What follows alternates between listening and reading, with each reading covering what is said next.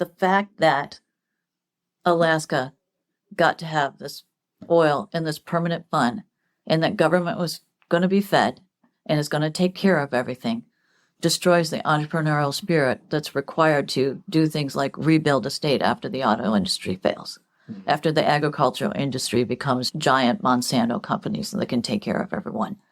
I completely agree with you that Alaska should be incentivizing how do we become independent. And I think that government's interference, and you talked about the federal government too, but also the size of the state being taken care of by the permanent fund, until it's not, by the way.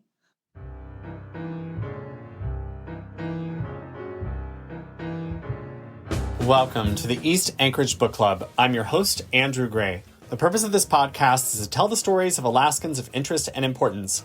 Today, our guest is Donna Arduin, currently staff for Representative Ben Carpenter of Nikiski. She is most well known in Alaska as Governor Dunleavy's director of the Office of Management and Budget in 2019. She advised major cuts to the state budget during that year in the Dunleavy administration. She tried to eliminate the state ferry system, dismantle the University of Alaska, and drastically cut funding for the K-12 public education system. Prior to her work in Alaska, she earned a reputation as a budget fixer for her work with Governor Arnold Schwarzenegger in California, Governors Jeb Bush and Rick Scott in Florida, Governor George Pataki in New York, and most recently with Governor Greg Gianforte in Montana. She is the president of the consulting firm Ardoin, Laffer Moore, which she founded 20 years ago with the man known as the founder of supply-side economics, Arthur Laffer. Supply-side economics is the theory that economic growth can most effectively be fostered by lowering taxes, decreasing government regulation, and allowing more free trade. Donna Arduin, welcome to the podcast. Thank you. Thank you, Andrew. It's a pleasure to be here. I'm really grateful to have you here because I know that you're not a fan of doing interviews. I don't really enjoy talking about myself. I enjoy talking about the things that I've done with the great people I've worked with, including you, this session. That I enjoy very much, but I probably make a terrible politician because I don't really enjoy talking about myself. Off the top, I just want to talk about why you're back in Alaska. Most Alaskans know you because you were Governor Dunleavy's OMB director in 2019. And it was a contentious hiring, bringing in somebody from the outside who wasn't an Alaskan, who hadn't lived here before. And you were here almost a year. And your pattern, which we're also going to talk about, is to go to a state, work for a governor for about a year, and then move on. But you're back in the building now. You are staff for Representative Ben Carpenter from Nikiski. Full disclosure, I served on 3 committees. Representative Carpenter was on all 3 committees with me, so we've seen a lot of each other. Something I respect very much about Representative Carpenter is that he is a man of his word, and he takes difficult votes that are not party line because he said he would. And I respect that. We don't often see that. So just saying that from the top. That said, it seems like having watched you work for so many governors over the years, Pataki in New York, Governor Schwarzenegger, Jeb Bush, Rick Scott in Florida, it seems unusual that you're working for a state representative on the ground floor of the Alaska State Capitol. So it's actually not unusual for me, from my point of view. First of all, I worked in places longer than a year. My first governor was Governor Engler in Michigan. I was there for 3 years. My boss and I moved on to work for Governor Pataki because she was in high demand. I worked there for 4 years. Then I was Jeb Bush's policy and budget director for 5 years before Arnold asked me to come out when he won election against a recalled candidate whose name happened to be Greg Davis. Yes. Arnold asked me to please come out and run his transition, and then he begged me to stay for a year.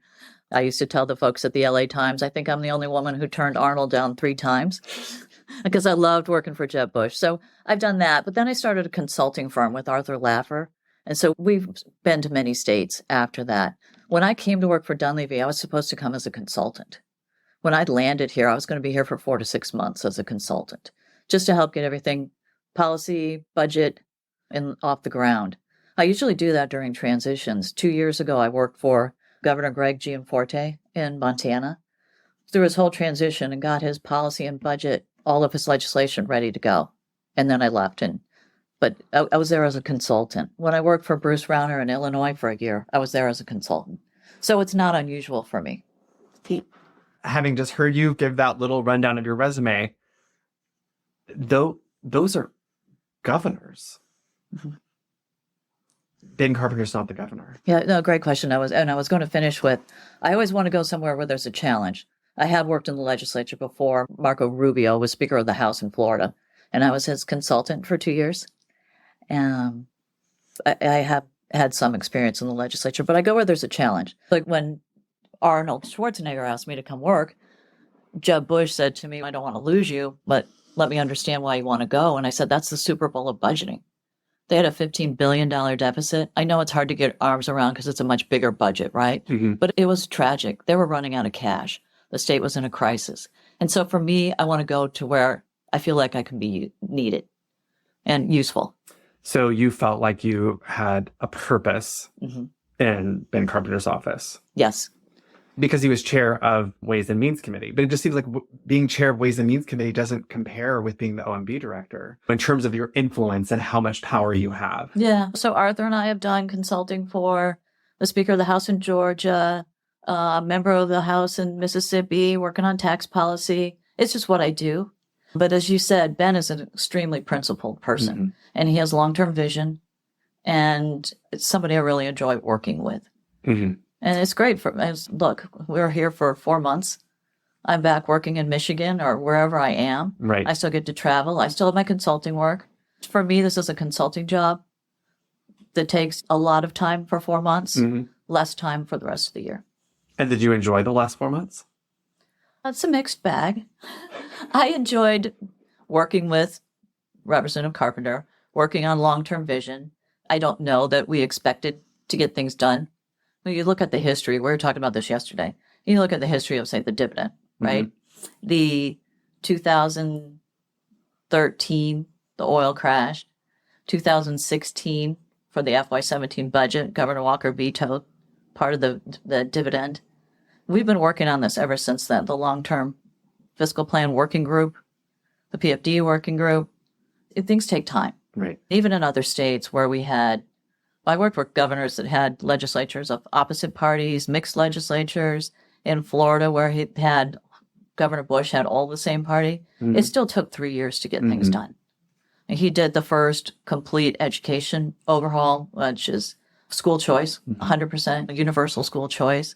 The Reads Act that Alaska has followed. And these things, they just take time. Let's bounce back. You were born and raised in Michigan? I was. My father was a basketball coach in Detroit.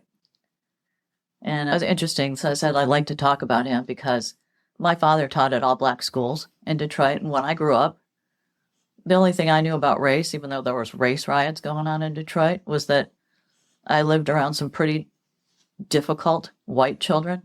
And whenever I was with my father's team and friends, that was the happier part of my existence. So it's always been strange to me that there's such a, people see race in such a divide. To me, I didn't grow up seeing it that way. I grew up in small town Texas, and that particular part of Texas is fairly racially diverse, but the schools are not. And this is long after Brown versus the Board of Education. I went to what is, for all intents and purposes, an all-white school district.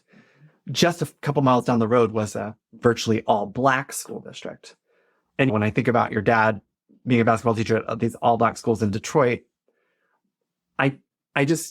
what are your thoughts about the facts that we have this sort of de facto segregation still happening in 2024? Absolutely. In some states, much worse than others. First of all, school choice, whatever folks think about it from a partisan perspective, every state that I worked in where we began school choice, including Michigan, New York, and then Florida, they began in the urban areas. Baptist ministers helped us get them started because it wasn't fair. And the way that lines are drawn, school district lines are drawn in some states, I consider immoral. When I worked for Governor Rauner in Illinois, I told him such.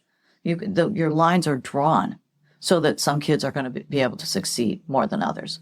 So school choice is definitely a help, even if it's charter schools in inner city, urban areas, or just having parents who can't afford to send their kids to private schools being afforded the options that everybody else has. Because you went to private school. I did, on a scholarship. Because your dad did work at that school? Or... No, we moved to Indianapolis when I was going into ninth grade, and I found out about this Jesuit prep school, and it sounded great for me. And we went, my dad liked to tell the story. He said, we went, and they said, there's no more slots left. We're all full up for the next year. And also, we would need financial aid. We couldn't afford to go there. My father convinced the principal to give me the entrance exam. And as he tells it, he says, all of a sudden a slot opened up and you got full tuition. But that made my life. It changed my life. Because I went to that school, I got in every college that I applied to. But it sounds like you did so well on the prep exam that you were already, it wasn't necessarily the school that made you. It did, though. It really did. It was such a great school. Are you Catholic? I was raised that way for some point in time. Gotcha. But no, I consider myself a Christian. And you went to Duke? I did. And was that your first choice school? It was. It was. But I had great choices because of Brebeuf, because of my prep school. And did you know what you were going to study when you got to Duke? That's a great question. I did.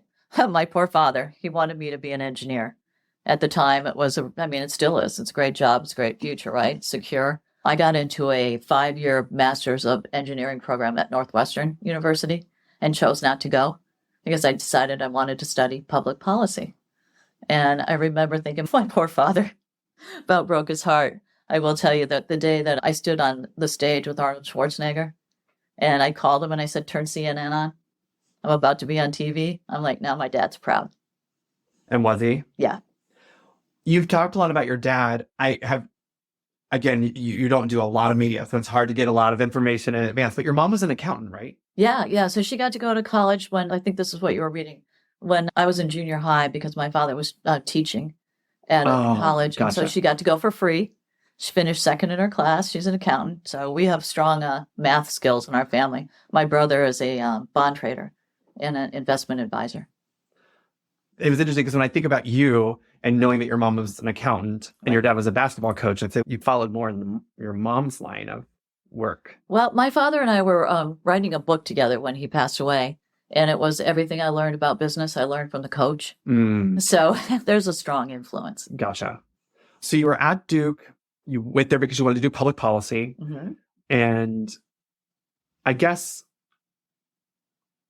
were you already supply side economics when you got there? Or did something happen at Duke that sort of pushed you in that direction of thinking about economics? Good question. I was a double major, economics and public policy.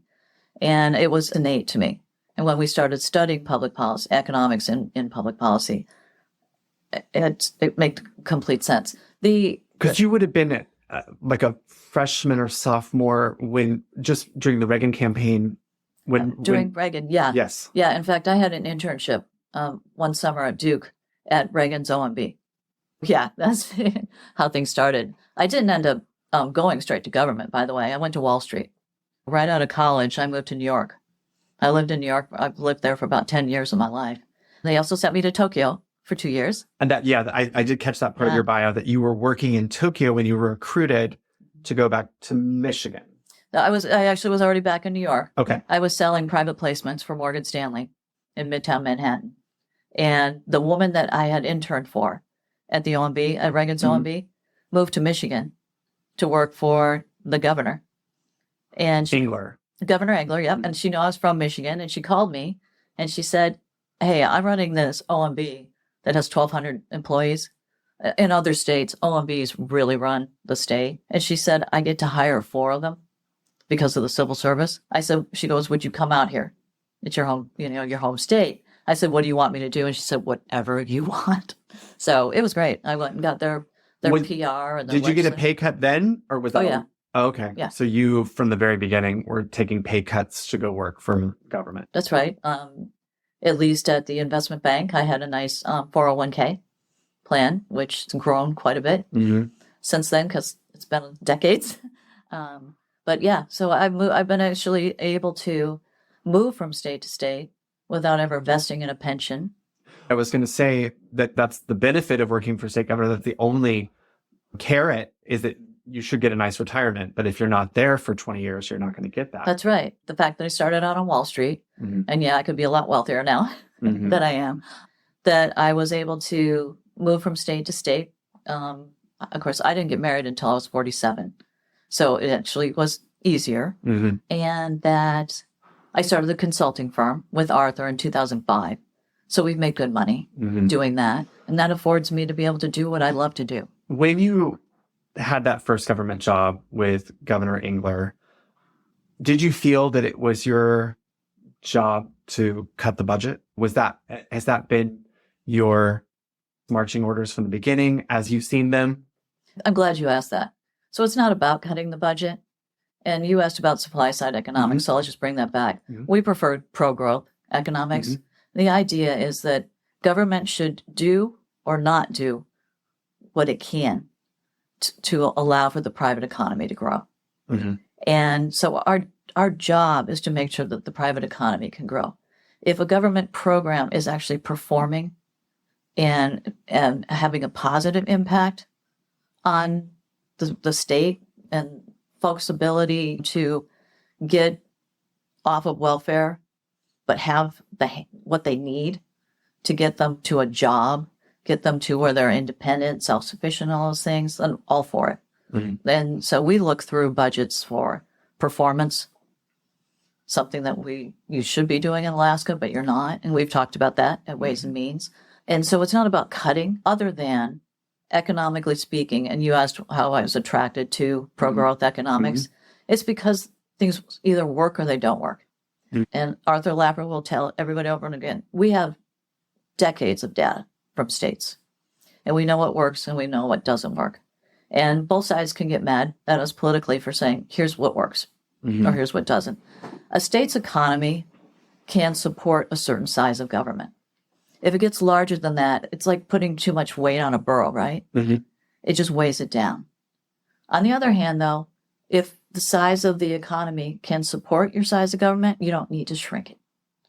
So there's a size of government that allows for your economy to thrive. More importantly, it's what you do with that government. Do you believe it's possible for some people to be too rich?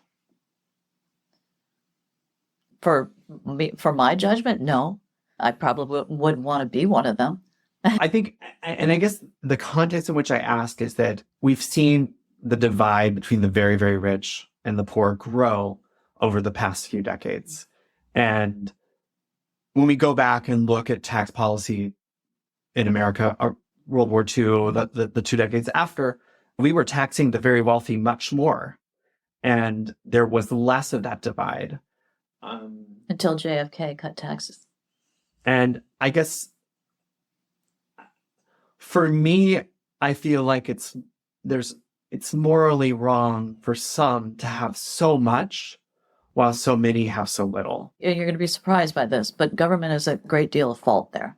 So to finish your question, I was going to say, I don't have a problem with somebody becoming rich if they do it through a pure free market system. We don't have that in this country. We had it at the beginning of the country. Things have been grown, but government has gotten so in the way that there are people who can take far more advantage of this. I mean, look at the folks in Congress. They go to Congress with negative net worth and they come out, millions and millions of dollars. How does that happen? That's problematic. And their friends and the folks who are tied in and the special interests. I'm happy that when I grew up, I was wide-eyed enough, or was my parents ingrained in me that I could be anything I want. When I got to Duke, I understood that there were other people that had far more opportunity than me just because of their birthright and their connections and their family connections. I'm very lucky that I got to go to those schools and get as far as I did.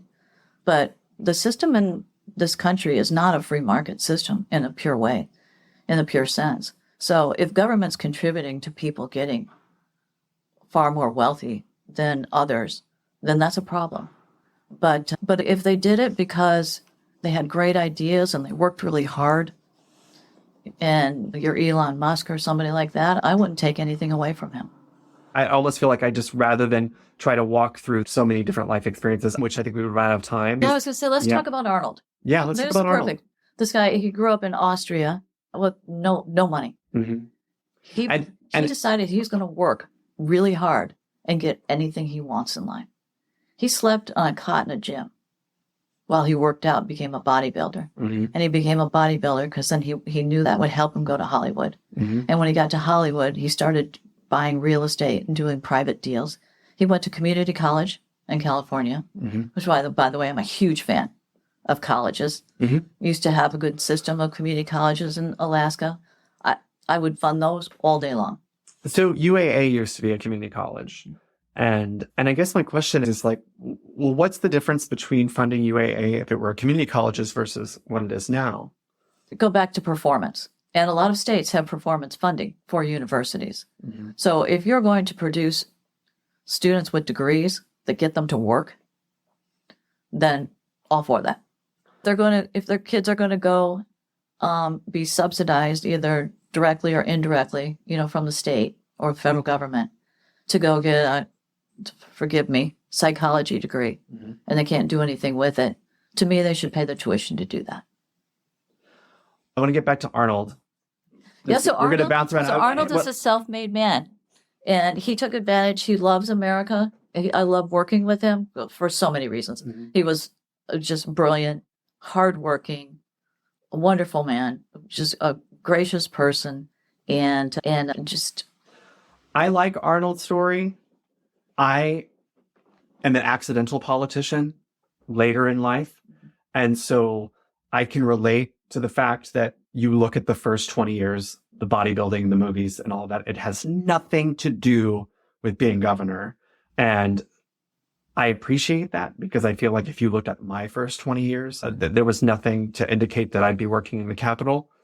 However, there are people who could criticize me and Arnold for the exact same reasons, which is that we haven't been studying this. We haven't been immersed in the way government works. But I think that's better. You have a perspective of being a citizen and what's right and what's wrong. Arnold is the kind of person that he can't see something that's wrong and not do something about it. Mm-hmm. And that's his entire life. So for him, he needed to be governor like he needed a hole in the head, Mm-hmm. right? He could have been making more money in movies. He had just done T2. Mm-hmm. Not saying the man isn't wealthy, but he didn't need to be governor. But he felt like somebody needed to do it. I'll talk about your time in California because it was definitely not without controversy. You were hired, you arrived. It was a Democratic legislature, so it was like you talked about, sometimes you had Republican, this was Republican governor, Democratic legislature. Right. The California press was pretty merciless in terms of their criticism of you. And I know for you it was pro-growth, but it was described as massive cuts to the budget that you were advocating and hoping for, that the public went pretty wild against. I'm very analogous to what happened in 2019 in Alaska, I would say. Interesting. First of all, I don't push for cuts. I do what I need to do for my boss. California was the middle of a fiscal year and was going to run out of cash. They had borrowed from banks with equity warrants. Mm-hmm. I had explained to Arnold that in a couple of months, you're going to be turning over the keys to the bankers, to the state. You're not even going to be making decisions anymore of what money can get spent or not. Who's going to receive it? Because we're running out of funds, running out of cash. It was a crisis, a significant crisis. He didn't have a choice. And the newspapers, it's funny, back in those days, it was really print media. Mm-hmm. And so if you're somebody who's doing anything that's fiscally conservative, you know that you're going to get bashed by the media. When you tell me that you don't remember? No, I didn't even read the papers. Other than from being inside the Capitol or being in California, if you went to any event with Arnold, people loved him. Mm-hmm. They supported what he was doing. He also supported me. I remember telling him at one point, you're allowed to make me your bad guy, which you've seen others do, right? I'm doing their work for them. And of course, Arnold Schwarzenegger look at me like, really? I'm going to make you be the tough guy. No, thank you, Donna. I think, although you pushed back a little bit on me saying that you stayed in most places for a year, I think that you've actually spoken on the record before about how there's value in a governor hiring you to come in and make unpopular decisions so they don't have to, and then leave. And then you can go do it for another governor, that there's like a business model to being the bad cop who comes in, makes unpopular decisions, and then leaves. And I feel like that's what happened in California, that you were able to go in and advocate for what to the public were some very unpopular decisions. And then you could go back to your life outside of. Arnold wanted me to stay. I had finally agreed to come on for a year. It's because my family was in Florida. My father was ill. There were a lot of reasons that I didn't want to be there long. Mm-hmm. Also, it costs a lot of money. Mm-hmm. By the way, when you have a home in one state and you have to go relocate to another, and I'm renting in California, trust me, I didn't make any money that year. So that was difficult. But the value in that is that there are just very few people who work for governments mm-hmm. who are willing to take risk. Mm-hmm. And so it wasn't that I wanted to go do that. It's that I was willing to, where others wouldn't. There's people, most of the people who work for state government plan to be there for a career or leave and work as a lobbyist or that kind of thing. I was never trying to become a lobbyist or get another job. I didn't have to create favor from anybody. And so there's value in that if a governor's got to make tough decisions. Mm-hmm. And Arnold had to. But we did it in a way that we worked with the Democrat legislature. I went to lunch or dinner once a week with the Senate. It's the president pro tem. He used to be the head of the Democrat Party. And we got along great. We sat down with them and said, where can we find common ground? We have a crisis. We have to do something about it. It's not my way or the highway. That's what I said to him in every conversation. Where could we find middle ground? And we did. It was a bipartisan effort. There's a lot more visible homeless in Anchorage. I could say that. We certainly have people who are unhoused in Juneau, even, which is a small city, which I think is surprising. And when we talk about the place for government, Anchorage for a long time really didn't have a large role. Municipal government, state government, it was really run by nonprofits. When COVID came, it seemed that things got much worse. The city stepped in. We began providing a lot more services, and now we're trying to figure out ways to continue that. I guess from your perspective, with skyrocketing home prices and folks losing their homes, I think that's something. I think the stereotype is that the people have mental health problems or substance abuse problems, and that's what leads them to be homeless. I think in some cases there really are people who just can no longer afford their rent. They have not paid rent for the past few months, and eventually they're evicted. And if they had any mental health or substance abuse problems, they do not get better once they're not housed. And from your perspective, what is the solution to make less people be homeless? You probably know as much about this as anyone. It's certainly not my area of expertise, but there's a combination. Of course, we know that mental illness is part of it. And in this country, we didn't take care of them in probably the proper way when we had all of the large institutions. And I was in government when they started saying, we need a new model. This is not humane. But some states, like when I was in Michigan, followed up with community action teams, people who it's not just one person that's assigned to them. It's a team of people mm-hmm. from multiple, say, government agencies who are a community action team, and they want to make sure that they give them the services they need without being locked up mm-hmm. in a facility. Other states, folks are just basically, we let them out, hope they take their medication, right? So that's a huge problem. Right. So it was basically we solved the institutionalization problem by deinstitutionalizing people, yeah. But we didn't have any infrastructure in place to be the alternative to the institution. And in some states, we've done a lot better than others. So mm-hmm. I've seen it work very well. I've seen it very poorly done. So would you say that is a place that's worthy of government investment, is in some sort of outpatient treatment program, some sort of wraparound service program? Absolutely. Absolutely. We need to take care of our mentally ill. And it just for their good and the good of all of the folks, as you're talking about, when they're out on the streets, it's not good for anyone. Right. Certainly not good for them or their families. And then in terms of housing prices, again, I would say go back, any listeners, and look at what Jack Kemp did when he was HUD secretary. And there was a lot of progress made toward people being able to afford their homes. We know that if you own something, you're going to be proud of it. It's going to help you with your pride in your life. If you can go to work to pay for a home that you can own, then your contribution to yourself and to society is going to be much more valuable. So we need to get back to some of those principles. And I brought up Jack Kemp because he was a Republican. Mm-hmm. But they're not partisan issues, the things that we should be doing. Government, you talk about Juneau.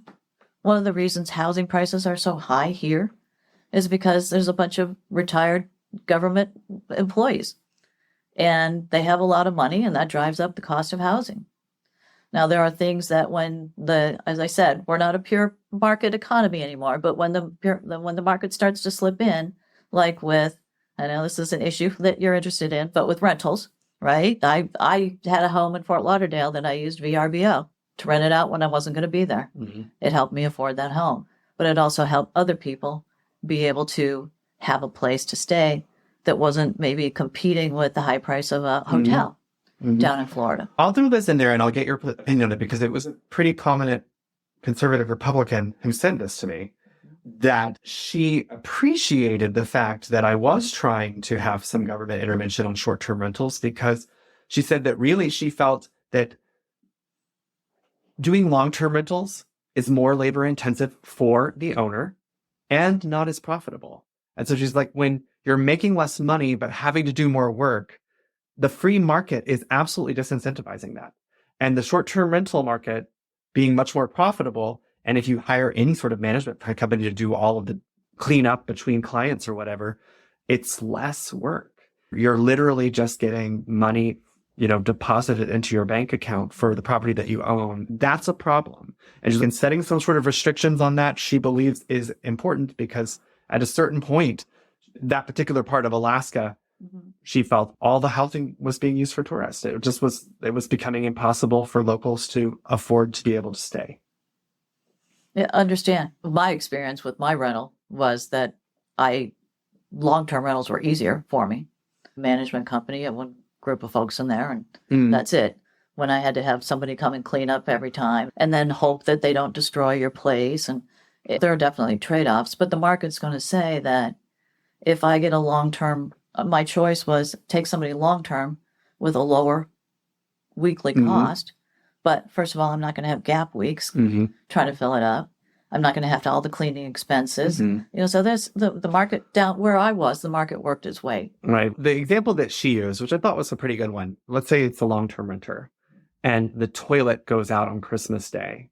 You as the landlord are scrambling to try to find a plumber to go fix the toilet on Christmas Day and pay whatever, astronomical holiday surcharge you're going to have to pay. Whereas she's like, if it was a short-term rental, it's not available. I refund your money. like it wasn't available that night. I'm so sorry. Like, she's like, it's just like, there's an easier way. You don't have to deal with that toilet on that day, on Christmas Day. Yeah. And markets are, so the market I was in was dense. This wasn't a problem. I left all of the names of all the plumbers and everybody else for them to just call. I knew if they used my plumber, then it was I was going to get billed directly from the plumber. Not a problem. If you're in a small town in a rural area, then you don't have a dense, functioning market the way that I experienced things in South Florida. So yeah, there are interferences, and if there are interferences in the market, then as government, you want to see what can we do to make that look more like a free market. And I understand what you were trying to say is that people who live there need to be able to work there. I saw it when I went down to Key West dozens of years ago. It was very expensive to go stay there as a tourist. And the folks who worked in the tourist service industry couldn't afford to live. So they're having to commute long distances to go to work. We have this in Girdwood outside of Anchorage.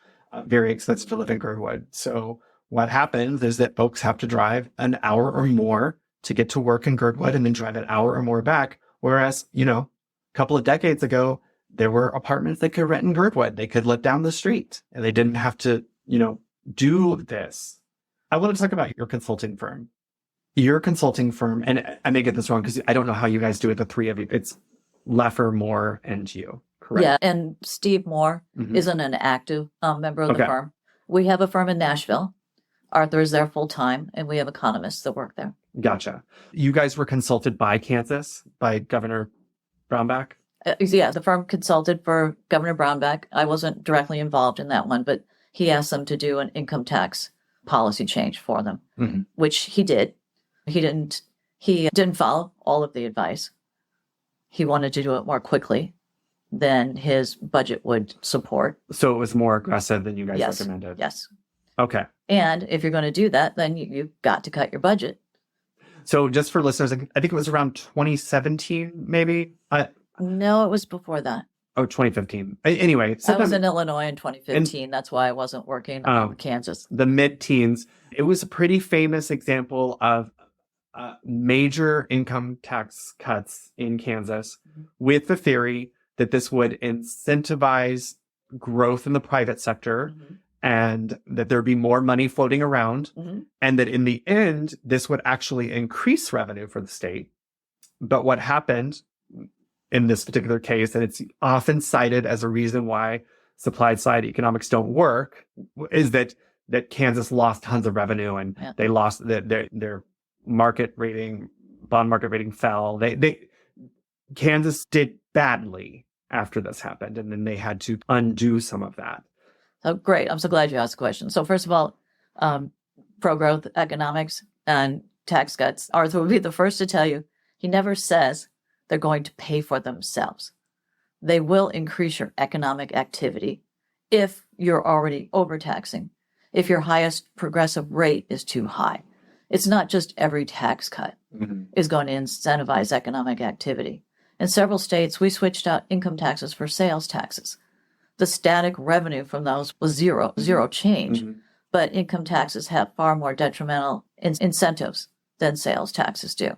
A good tax reform. Yeah, so people don't work to pay taxes, right? And if you have an income tax, a progressive income tax, then the more you work, the more you pay. If you have a business that employs people, your after-tax incentive rate, it will allow you to hire more or fewer people. With a sales tax, people are voluntarily just consuming.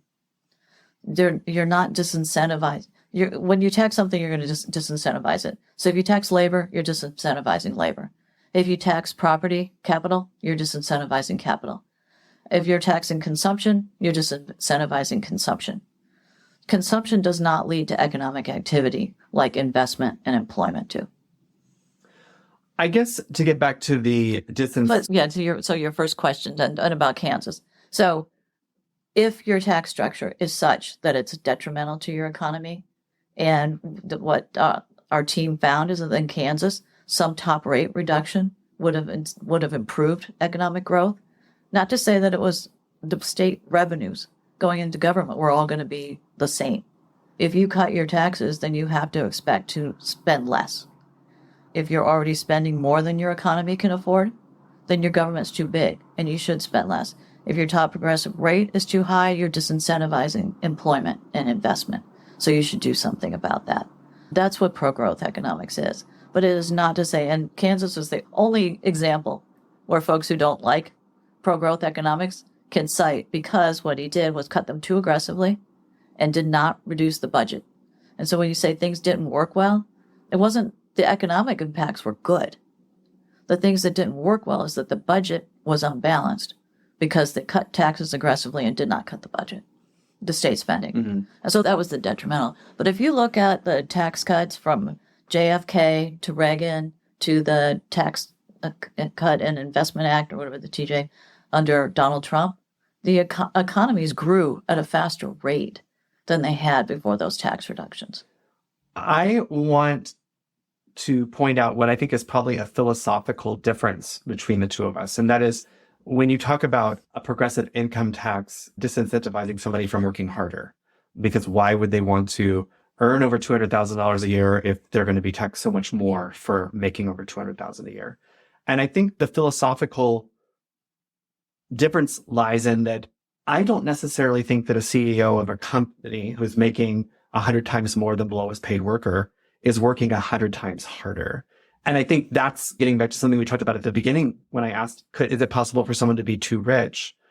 Where I do feel that there are folks making close to the minimum wage who are having to work several jobs in order to make ends meet, who are working very hard and in a progressive income tax structure might not be paying very much in income tax.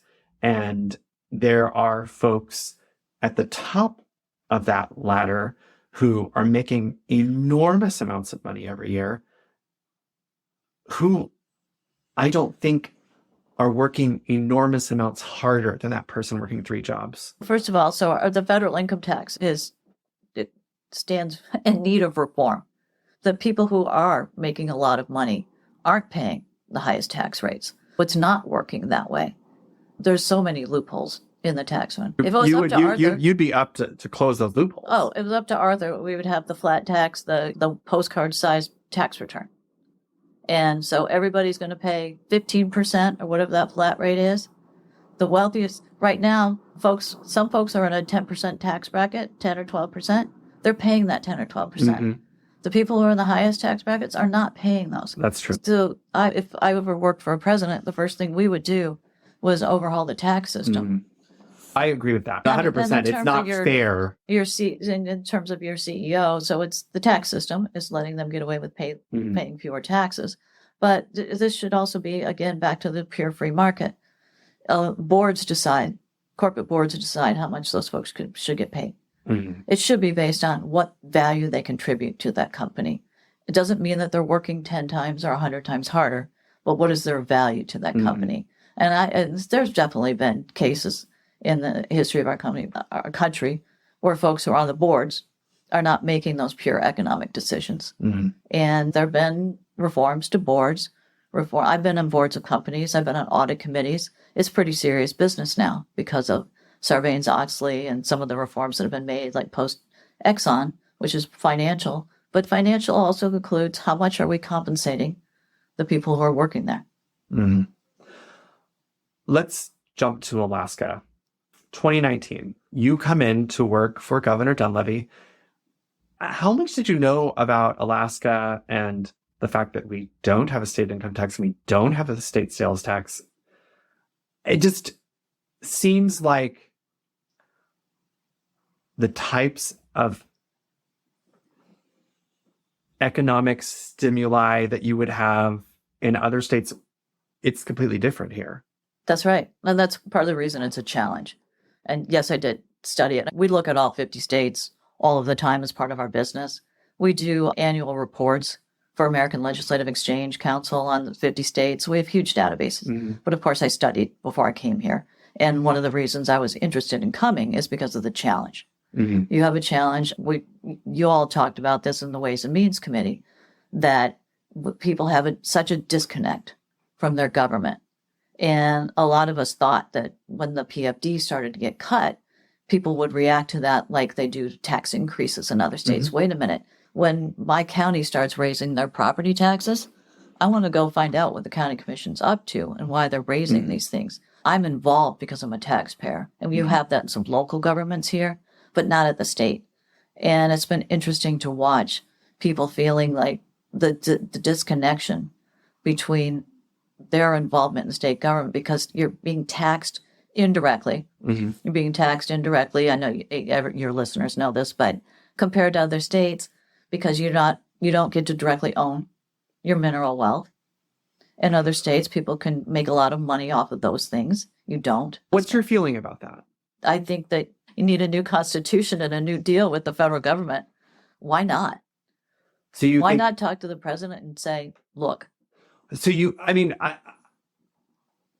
don't think the state should own the subsurface mineral rights? No, I think people should own them. Why? because that works in other places. You don't think it's working here? Because states. we don't have a state income tax or a state sales tax. We've managed to pay government and give a check for the past 4 decades. No other state's been able to do that. And it's such a government perspective, though. And I'm not being critical, but that's what we have here in Alaska. If you go to somewhere else, if you go to Texas, or you go to another state, it's about the individual and private economy. And so when you say we don't have a problem here, it's because state government hasn't had a problem. In 2023, Texas took in $23 billion in oil and gas royalty and taxes, and 99% went to their public school system and to their public university system. And they have an excellent school and university system. They are taking in a lot of money, and they are using it to fund education. But there's one step in between. The step that's missing in Alaska that's available in Texas is the money first goes to the people. People make money, and then they give money to the state. And if the state is taking too much of that money, they're going to fight back. If the state isn't using that money for what they want it to do, if their public schools aren't succeeding, then they've got a voice in it. If the money comes directly to the state and bypasses people and their economic needs, then you've had a complete disconnect. I don't think that our philosophies are that far apart. I think there's a problem with living in a nanny state, which I think Alaska is in a way, where everything's provided. People, as much as they want to complain about snow plowing on state roads, the state's paying for that plowing. The person's not giving money to the state, so that could be divided up to pay for plowing, to pay for infrastructure improvements, to pay for so many things that happen in our state, the schools, for so many things. And then yet I feel like the solution is that people need to have some skin in the game. Yes. I don't think that we need to throw away what gave us an $80 billion permanent fund. I think that there was some masterful forethought in the 70s that in Alaska, in this building, that sort of planned for having some way to fund this state when oil and gas is gone. And I'm thankful, because to get back to your point earlier about people being able to work hard and incentivizing hard work, buying a piece of land that accidentally has a bunch of oil underneath it doesn't require a lot of hard work. You have to invest money, take a lot of risk in searching for and discovering that oil. That's a very entrepreneurial and risky proposition. But so you would want to incentivize that rather than just have the state own all of it. Yeah, and more important though, so I live in Michigan. Michigan foresaw the end of the auto industry. States out in the Midwest foresaw the end of farming agriculture the way it used to be.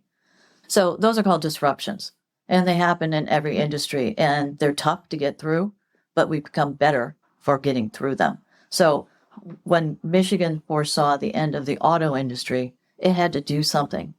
You're saying maybe it would have been nice if it put a bunch of money away from the auto industry so that we would have a state government that would survive past it.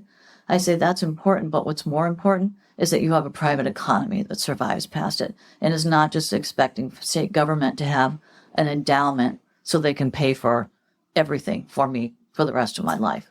I want to talk about California, because I learned this in Ways and Means from comparing and contrasting what was happening in other states and knowing that California has an economy that's growing and a lot of taxes.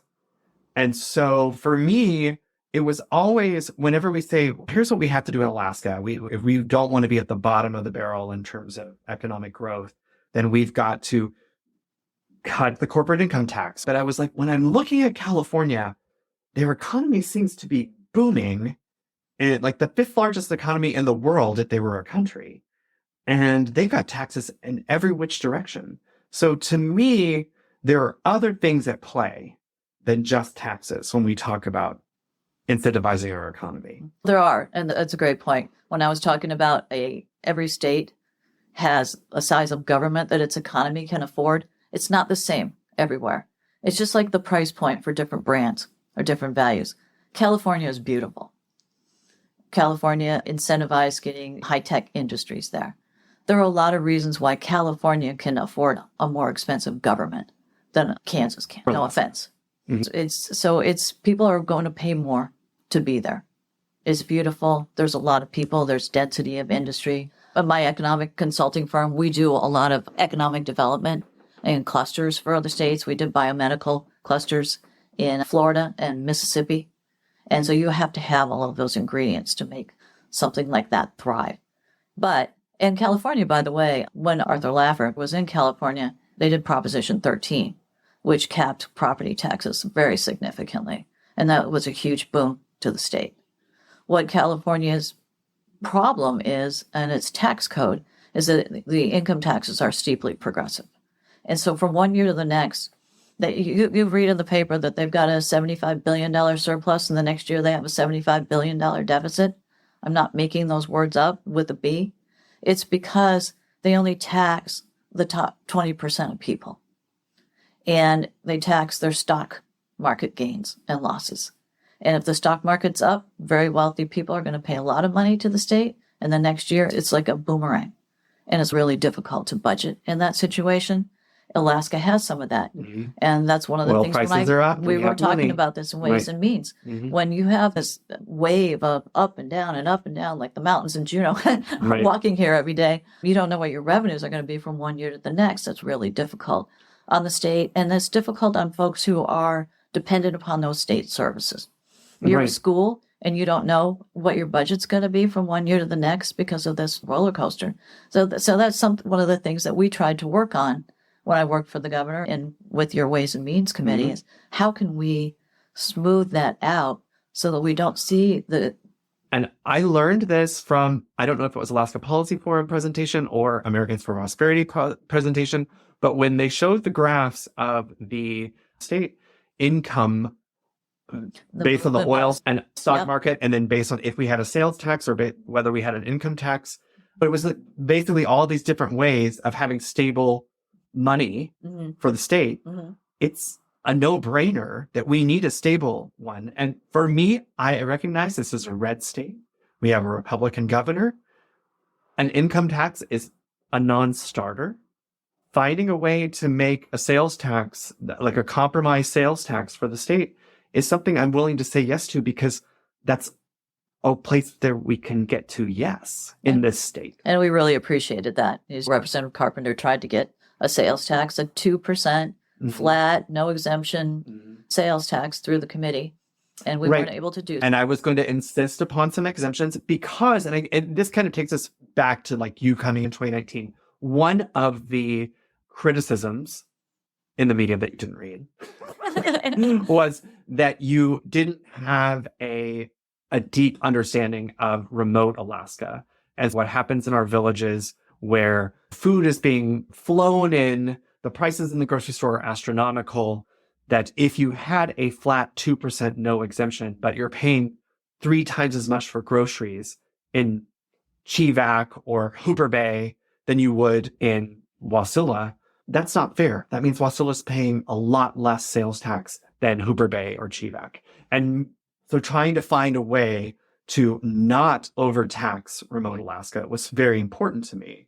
So part of that bill, and I know it's been a while, as you might recall, was revenue sharing with local communities. So the 2% sales tax bill had a provision that says up to 1% or half of the amount that comes in, and it was going to be over $1 billion a year, could be shared with local governments.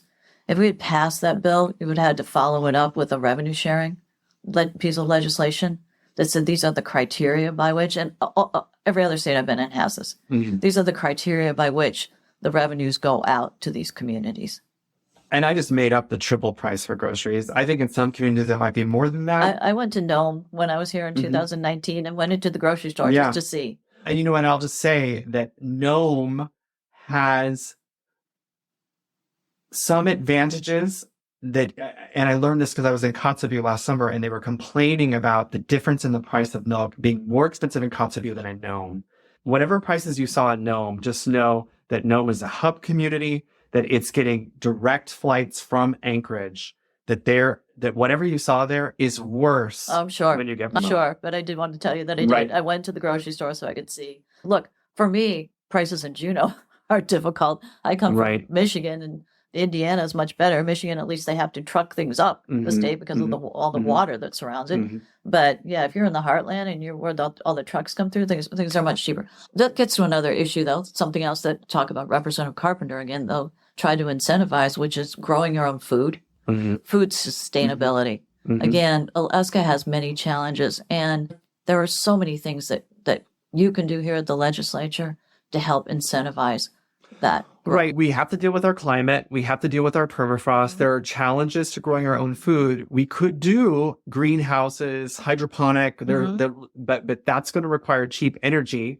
And it's certainly not going to be cheap using diesel generators, which some folks are having to use. So the bottom line is... Absolutely. You've nailed it. Absolutely. It's interesting for someone that's not from Alaska to find out Alaska has an energy problem and is thinking about importing gas. That would be like Colombia importing coffee. I purposely said coffee and not the other thing that they grow. The number one challenge for Alaska is how do we get ourselves energy independent? And I don't want to get a discussion with you about Washington, but clearly it's a factor. But more entrepreneurialism in the energy sector would allow for, and that doesn't mean no government subsidies. Government's got to be part of it in the state. But you have to, energy independence is number one issue. If you had the energy, you could be running greenhouse. Prior to the discovery of oil at Prudhoe Bay, Alaska was not doing great. We were really reliant on federal money. We had an income tax. And there was an all Alaska energy plan that was basically going to be building hydroelectric dams everywhere. We discovered oil and we didn't build those dams. And there's a part of me that wishes that we discovered oil 10 years later and it created this infrastructure. And I know that there are environmentalists who oppose hydroelectric dams. I think that there are specific reasons why Alaska, with glacier-fed lakes that don't have fish in them, we have some advantages to being able to use hydroelectric power that don't cause the same sort of environmental impacts that you would have in the lower 48. But I'll just say this. When they call me, because the freshman caucus, we were working on some possible dam ideas, we got calls of people who were very angry. And what I said to them was, bring me a solution. If you hate this particular dam that we're thinking about, where is a good place for a dam? Or better yet, how can we produce that much power? How can we take the rail belt to 70% renewable? Tell me how to do that, and I'll abandon that idea. I need solutions for how to make Alaska energy independent, and I would love renewable ways to do it. Because at the end of the day, whatever your feeling is about oil, it is a finite resource. It is the spigot will run dry eventually. I think have extended our oil economy further than those 40 years ago thought we could. And you have a lot of gas still. And we still have a lot of gas. But you're making my now, Andrew.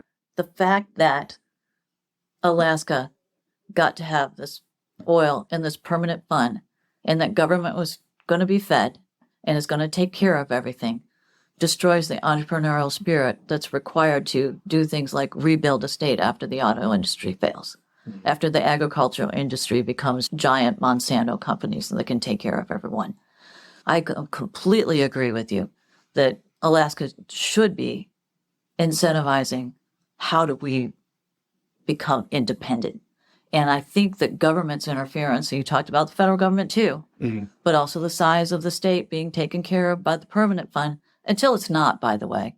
Do you trust that the future legislature isn't going to spend that money? You know, I trust the future legislature as much as I trust the current permanent fund corporation board. There's that too. It's nice to have the permanent fund, but I certainly wouldn't put, if I was a business, if Alaska was my business and this was my business plan, I wouldn't rely on it taking care of me or certainly my kids or grandkids in the future. And I think you're absolutely right. If Alaska hadn't had that cushion, you would probably be far more entrepreneurial and taking care of yourselves. What's the next chapter for you?